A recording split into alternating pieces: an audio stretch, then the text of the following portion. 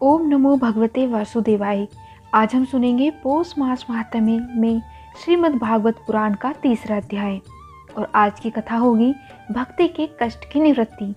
इससे पहले नारद जी की भक्ति से मुलाकात हुई थी और उसमें भक्ति ने अपने कष्ट को नारद जी से बताया था। तो आज के अध्याय में हम सुनेंगे कि किस तरह से नारद मुनि जी भक्ति के कष्ट का निवारण करते हैं। नारद जी कहते हैं, अब मैं भक्ति, ज्ञान और वैराग्य को स्थापित करने के लिए प्रयत्नपूर्वक श्री सुखदेव जी के कहे हुए भागवत शास्त्र को कथा द्वारा उज्जवल ज्ञान यज्ञ करूँगा। यह यज्ञ मुझे कहाँ करना चाहिए? आप इसके लिए कोई स्थान बता दीजिए। आप लोग वेद के पारगामी हैं, इसलिए मुझे इस शुभ शास्त्र की महिमा सुनाइए और यह भी बताइए कि श्रीमद् भागवत को कथा कितने दिनों में सुनानी चाहिए और उसके सुनने की विधि क्या है। सनकादिक बोले, नारद जी आप बड़े विनीत और विवेकी हैं, सुनिए हम आपको ये सब बातें बताते हैं। हरिद्वार के पास आनंद नाम का एक घाट है। यहाँ अनेकों ऋषि रहते हैं तथा देवता और सिद्ध लोग भी उसका सेवन करते रहते हैं। भांति भांति के वृक्ष और लताओं के कारण वह बड़ा साधन है और वहाँ बड़ी कोमल नवीन बालू बिछी हुई है। वह घाट बड़ा ही सुरम्य और एकांत प्रदेश में है। वहाँ हर समय सुनहले कमलों की सुगंध आया करती है। इसके आसपास रहने वाले सिंह, हाथी आदि परस्पर विरोधी जीवों के चित्त में भी वैर भाव नहीं है। वहाँ आप बिना किसी विशेष प्रयत्न के ही ज्ञान यज्ञ आरंभ कर दीजिए। उस स्थान पर कथा में अपूर्व रस का उदय होगा। भक्ति भी अपनी आंखों के ही सामने निर्बल और जराशीर्ण अवस्था में पड़े हुए ज्ञान और वैराग्य को साथ लेकर वहां आ जाएगी, क्योंकि जहां भी श्रीमद् भागवत की कथा होती है वहां ये भक्ति आदि अपने आप पहुंच जाते हैं। वहां कानों में कथा के शब्द पढ़ने से ही तीनों तरुण हो जाएंगे। सूत जी कहते हैं, इस प्रकार कहकर नारद जी के साथ सनकादि भी श्रीमद् भागवत कथा अमृत का पान करने के लिए वहां से गंगा तट पर चले आए। जिस समय वे तट पर पहुंचे, भूलोक, देवलोक और ब्रह्मलोक सभी जगह इस कथा का हल्ला हो गया।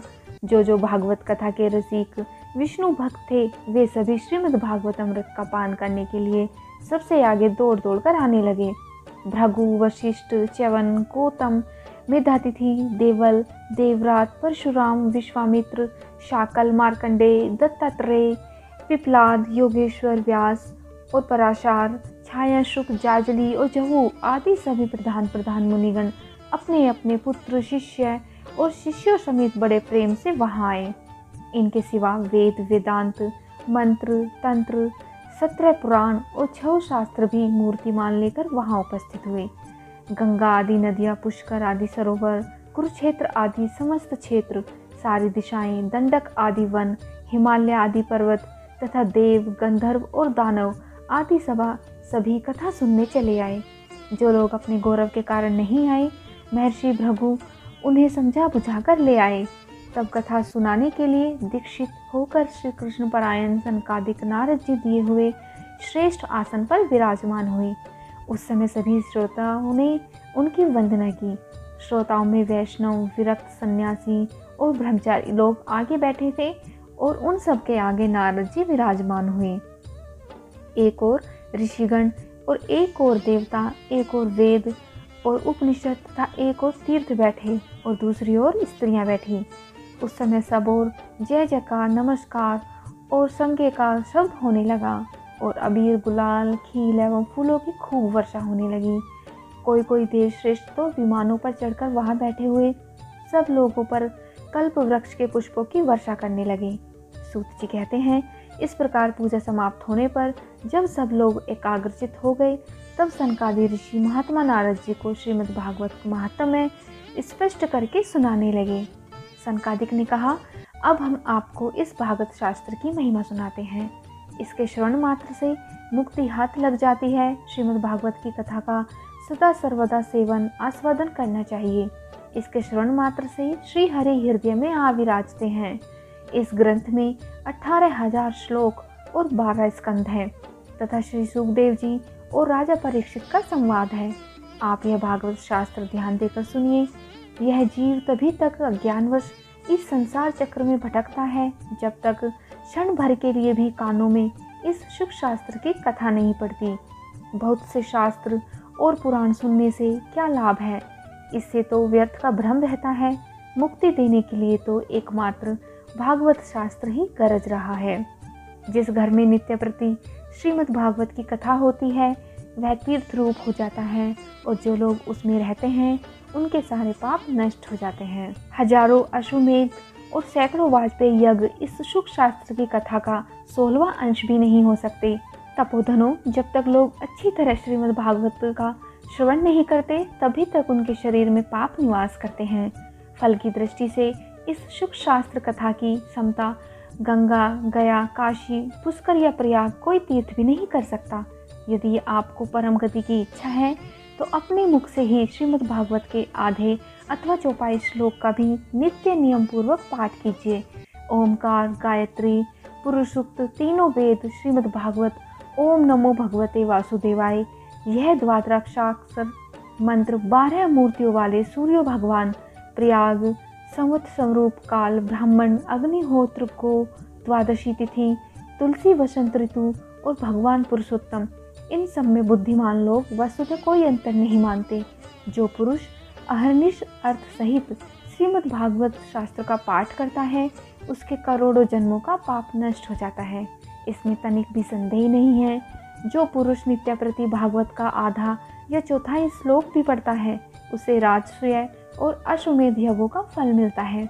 नित्य भागवत का पाठ करना, भगवान का चिंतन करना, तुलसी को सींचना और गौ की सेवा करना, ये चारों समान हैं। जो पुरुष अंत समय में श्रीमद् भागवत का वाक्य सुन लेता है उस पर प्रसन्न होकर भगवान उसे वैकुंठ धाम देते हैं। जो पुरुष इसे सोने के सिंहासन पर रखकर विष्णु भक्तों को दान करता है वह अवश्य ही भगवान का सायुज्य प्राप्त करता है। जिस दृष्टि ने अपनी सारी आयु में चित्त को एकाग्र करके श्रीमद् भागवत अमृत का थोड़ा सा भी रसावदन नहीं किया उसने तो अपना सारा जन्म चांडाल और गधे के समान व्यर्थ ही गंवा दिया। वह तो अपनी माता को प्रसव पीड़ा पहुंचाने के लिए ही उत्पन्न हुआ है। जिसने इस सुख शास्त्र के थोड़े से भी वचन नहीं सुने वह पापात्मा तो जीता हुआ भी मुर्दे के समान है। पृथ्वी के भार स्वरूप उस पशु तुल्य मनुष्य को धिक्कार है। यो स्वर्गलोक में देवताओं में प्रधान इंद्र आदि कहा करते हैं, संसार में श्रीमद् भागवत कथा का मिलना अवश्य ही कठिन है। जब करोड़ों जन्मों का पुण्य होता है तभी इसकी प्राप्ति होती है। नारद जी, आप बड़े ही बुद्धिमान और योग निधि हैं। नारद जी, आप प्रयत्न पूर्वक कथा का श्रवण कीजिए। इसे सुनने के लिए दिनों का कोई नियम नहीं है, इसे तो सर्वदा ही सुनना अच्छा है। इसे सत्य भाषण और ब्रह्मचार्य पालन सर्वदा ही सुनना श्रेष्ठ माना गया है। किंतु कलयुग में ऐसा करना बहुत ही ज़्यादा कठिन है, इसलिए इसकी सुखदेव जी ने जो विशेष विधि बताई है यह जान लेनी चाहिए। कलयुग में बहुत दिनों तक चित्त की वृत्तियों को वश में रखना, नियमों में बंधे रहना और किसी पुण्य कार्य के लिए दीक्षित रहना कठिन है। इसलिए सप्ताह श्रवण की विधि है। श्रद्धापूर्वक कभी भी श्रवण करने से अथवा माघ मास में श्रवण करने से जो फल होता है वही फल श्री सुखदेव जी ने सप्ताह श्रवण में निर्धारित किया है। मन के असमय, रोगों की बहुलता और आयु की अल्पता के कारण तथा कलयुग में अनेक दोषों की संभावना से ही सप्ताह श्रवण का विधान किया गया है। जो फल तप, योग और समाधि से भी प्राप्त नहीं हो सकता वह सर्वांग रूप में सप्ताह श्रवण से सहस्त्र ही मिल जाता है। सप्ताह श्रवण यज्ञ से बढ़कर है, व्रत से बढ़कर है, तप से कहीं बढ़कर है, तीर्थ सेवन से तो सदा ही बड़ा है, योग से बढ़कर है, यहाँ तक कि ध्यान और ज्ञान से भी बढ़कर है। अजी, इसकी विशेषता कहाँ तक वर्णन करें, यह तो सभी से बढ़कर है। शौनक जी ने पूछा, सूत जी, यह तो आपने बड़े आश्चर्य की बात कही। अवश्य ही यह भागवत पुराण योग देवता ब्रह्मा जी के भी आदि कारण श्री नारायण का निरूपण करता है, परंतु यह मोक्ष की प्राप्ति में ज्ञान आदि सभी साधनों का तिरस्कार करके इस युग में उनसे भी कैसे बढ़ गया। सूत जी ने कहा, शौनक जी, जब भगवान श्री कृष्ण इस धराधाम को छोड़कर अपने नित्य धाम को जाने लगे तब उनके मुखारविंद से एक आदर्श स्कंद का ज्ञानोपदेश सुनकर भी उद्धव जी ने पूछा, गोविंद, अब आप तो अपने भक्तों का कार्य करके परम धाम को पधारना चाहते हैं, किंतु मेरे मन में एक बड़ी चिंता है, उसे सुनकर आप मुझे शांत कीजिए। अब घोर कलिकाल आया है, इसलिए संसार में फिर अनेकों दुष्ट प्रकट हो जाएंगे। उनके संसर्ग से जब अनेकों सत्पुरुष भी उग्र प्रकृति के हो जाएंगे, तब उनके भार से दबकर यह गोरूपिणी पृथ्वी किसकी शरण में जाएगी। कमल नयन, मुझे तो आपको छोड़कर इसकी रक्षा करने वाला कोई दूसरा नहीं दिखाई देता, इसलिए भक्त वत्सल, आप साधुओं पर कृपा करके यहाँ से मत जाइए।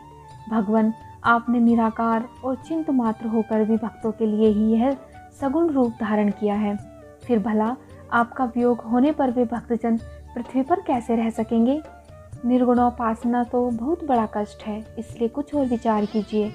प्रभास क्षेत्र में उद्धव जी के ये वचन सुनकर भगवान सोचने लगे कि भक्तों के अवलंब के लिए मुझे क्या व्यवस्था करनी चाहिए।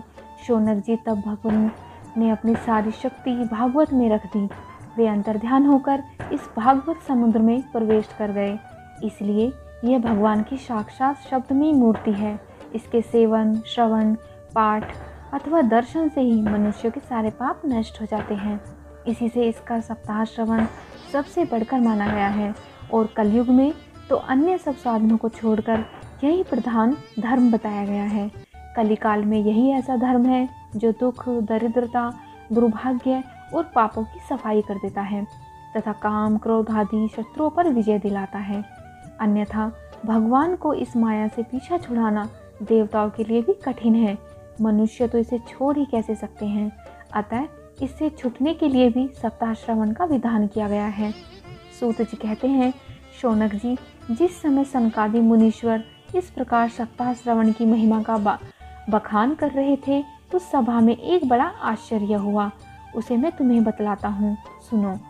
वहाँ तरुण अवस्था को प्राप्त हुए अपने दोनों पुत्रों को साथ लिए विशुद्ध प्रेम रूपा भक्ति बार बार श्री कृष्ण गोविंद हरे मुरारी, हे नाथ नारायण वासुदेवा आदि भगवान नामों का उच्चारण करती हुई एकसमात प्रकट हो गई।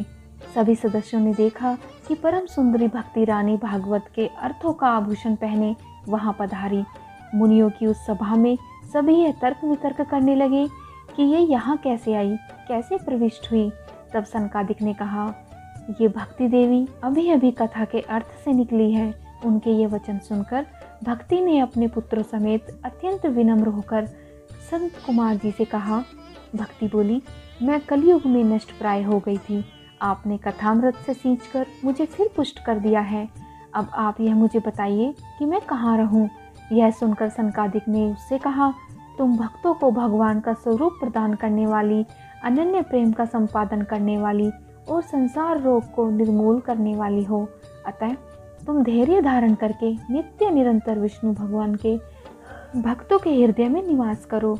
वे कलयुग के दोष भले ही सारे संसार पर अपना प्रभाव डाले, किंतु वहाँ तुम पर इनकी दृष्टि भी नहीं पड़ सकेगी। इस प्रकार उनकी आज्ञा पाते ही भक्ति तुरंत भागवत भक्तों के हृदय में जा विराजी। जिनके हृदय में एकमात्र श्री हरि की भक्ति निवास करती है, वे त्रिलोकी में अत्यंत निर्धन होने पर भी परम धन्य है, क्योंकि इस भक्ति की डोरी से बंधकर तो साक्षात भगवान भी अपना परम धाम छोड़कर उनके हृदय में आकर बस जाते हैं। भूलोक में यह भागवत साक्षात परम ब्रह्म का ग्रह है। हम इसकी महिमा कहाँ तक वर्णन करें। इसका आश्रय लेकर इसे सुनाने से तो सुनने और सुनाने वाले दोनों को भगवान श्री कृष्ण को समता प्राप्त हो जाती है। अतः इसे छोड़कर अन्य धर्मों से क्या प्रयोजन है। ये था श्रीमद् भागवत पुराण का 3रा अध्याय। आपको कथा कैसी लगी मुझे कमेंट बॉक्स में ज़रूर बताइएगा, और ओम नमो भगवते वासुदेवाय कमेंट बॉक्स में ज़रूर लिखिएगा। अगर आप पहली बार मेरे चैनल पर आए हैं तो चैनल को सब्सक्राइब ज़रूर करिएगा। ओम नमो भगवते वासुदेवाय।